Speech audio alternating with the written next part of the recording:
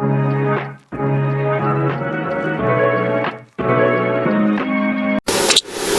everyone, welcome back to another episode of Let's Talk Tech with Gen Z. Today we have something very special and spicy for you guys. We usually speak about computer science degrees or boot camps, but today is something from a very, very different background.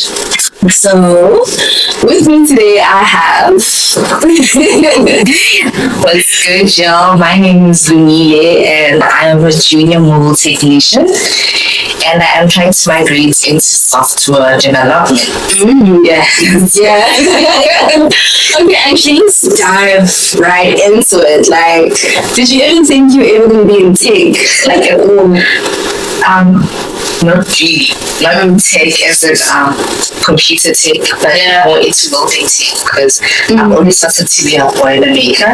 Wow. But I sat down and I thought to myself, a few years from now, a robot could just what's going to happen from me? And then I told myself, you know what? Maybe try and learn what these computers are about, what these robots are about, how they come about programming, the packaging, everything. And so, that's what got me interested.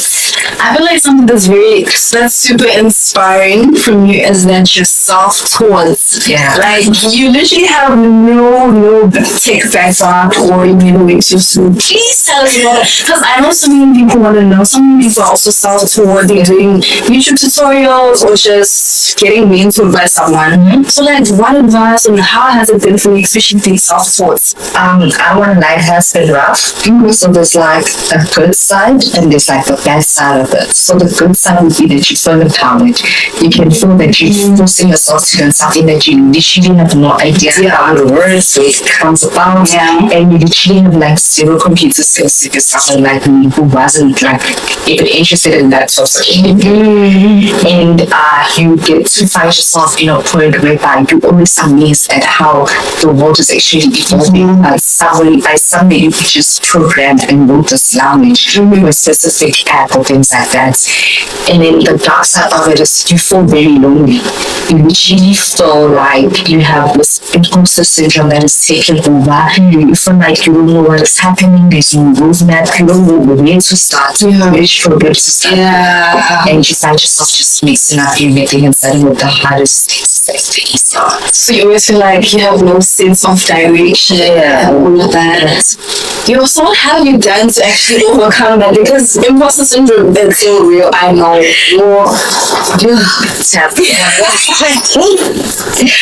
don't want to like it, you just need to keep on pushing it. You just need to tell yourself that, you know, it's difficult, but I just need to do it. I go to it soundly and I need to just go do research, find out what comes first, which one came first, and which one leads to the other.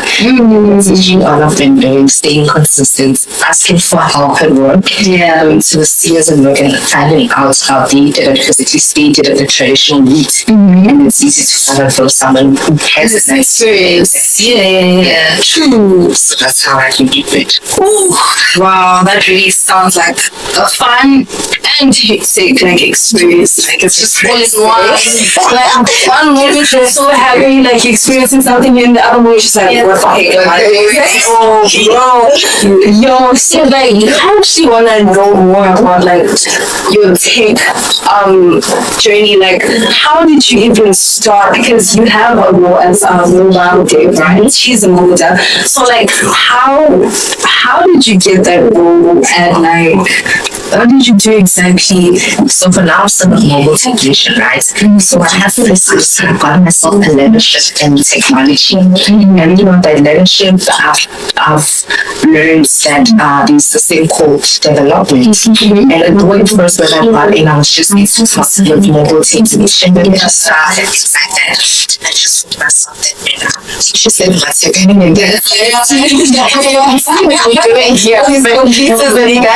and I'm seeing a lot of typing and I'm seeing different words and just like I'm not understanding. And that's when one of the guys they just told me it was an opportunity. And they got me in and I was talking and I was just learning and practicing all of that. And then I remember this one time during my like inductions during my leadership, I was sitting on the room and then the guys, they will fit it in on paper, something about their vehicles. So the practical, yeah, it was like, it wasn't a practical, it's just something that they had to do every morning. And it's for me, it was spreadsheets because they just people are filling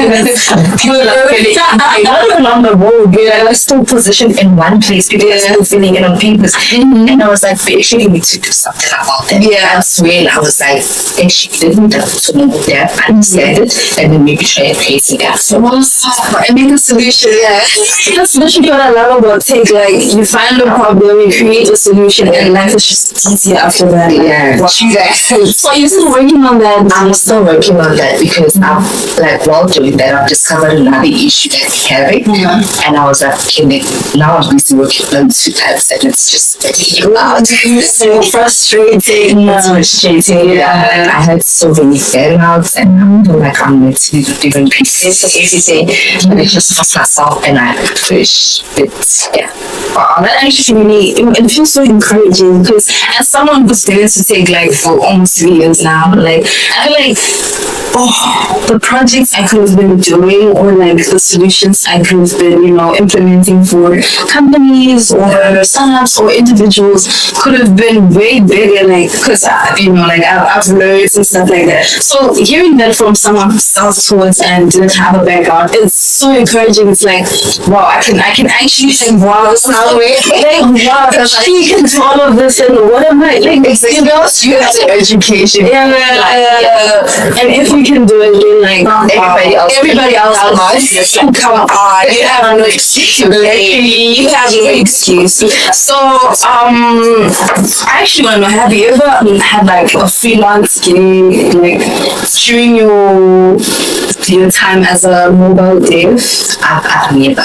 You've never done any outside work? I have never, and this song was speaking about me learning and trying to create like websites and things. I've never had to do something outside. Because I also think I'm not ready, but I'm ready to step into that decision because, like I said, there's no mental, there's no one telling me what to do. Everything is a little since take you on a job from someone, then I just listen out. So you don't wanna make funny things. Funny and businesses do. I don't want to do that. Now you find a car that's driving. The steering wheel doesn't have an engine brake. I don't want to do that. But eventually we are going to get to that point and like, because you're gonna finish with the job and now you have to go somewhere, do something, like now you actually have to apply all of the experience that you had into other gigs and other job experiences. So that's pretty cool. So I have a question. This is for people that are doing self-take currently and probably want to hear it from someone who's already in the industry. So what tips would you give to someone who is self-taught, doesn't know what to do, and they want to get a job and they also having imposter syndrome? What basic tips would you give them to just keep them going? So what I would say is right. When it comes to take, I say always get soft with yourself. So learning every program is key here. Like you found an HTML also is first, and there's CSS first, learn it first. So just go and put your search how they came about. So basically create your own roadmap because you only software, you know what the roadmap is. So create it for yourself. Once you have that, when you create your systems like that, it's your soft skills or your technical skills. It has that necessity. And one thing I always advise people to start with internships and volunteer work. Do not force yourself to dive deep into this work like it's move to the traction. People that will see like whatever. You wanna force yourself and you wanna jump into it. Don't do that. It's biggest. Start with volunteering work. You can listen, time will always run. Don't run with it. It's just manage your own pace. So just look for volunteering work. Look for internships. Look for learnships. Look for things that will build your CV and build your career and your experience. That way when you're in a proper working space and you're maneuvering in that, you know that you are in a space whereby you know and you understand what exactly it is that you're doing. Because you are Sultan and you know who so you really need to find yourself in a position whereby you tell yourself that, you know what, I'm not in a hurry and I am willing to wait. And you just go with the little that you have. Just internships, voluntary work.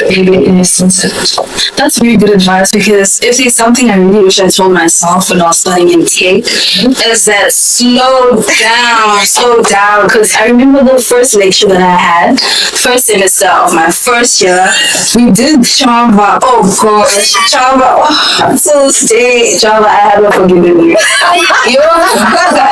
Till this day, I almost dropped out actually. I won't forgive this. I went home for holiday. I went back home after first semester, sent my turn. I don't want this. I'm good. And then I realized, literally, and when I realized right now that okay, I should have slowed down. I should have given myself time, because this thing really, it's all about commitment. True. And if you really want it, you are going to get it. But don't let the pressure get to you, because once you feel like you're falling behind, you're not gonna do well. You're not gonna do well. I feel like once you compete, once you compete with people that are more like and they really understand what is going on, you're gonna find yourself so good. Because I remember I was learning HTML and CSS. Was that amazing? I can tell HTML and CSS. I was like, I can take this on. And now people are coming to me. And now when I tell them like, what are snakes doing here? What? Oh God, we can do with snakes or something. We can also see shots and all that. You don't feel it. These things are never on that place. And that's when I realized that, you know what, I think the reason now you feel like you're falling back is because you're trying to compete with people that are already like you've only been there 3 months, you're only understanding HTML and CSS, so you haven't gotten to JavaScript, you haven't gotten right. And the way it was for me, the people in my class weren't, okay, not all of them, but some of them had like prior experience with editing. Some of them too, what's that high school subject? You can't. Some of them too had, so as soon as like got there, they already knew what an IDE is. I'm like, what's an IDE? I had to learn like eventually, like after like, everybody knows how to say hello. Well, I don't even know what say hello, but like why are we saying hello?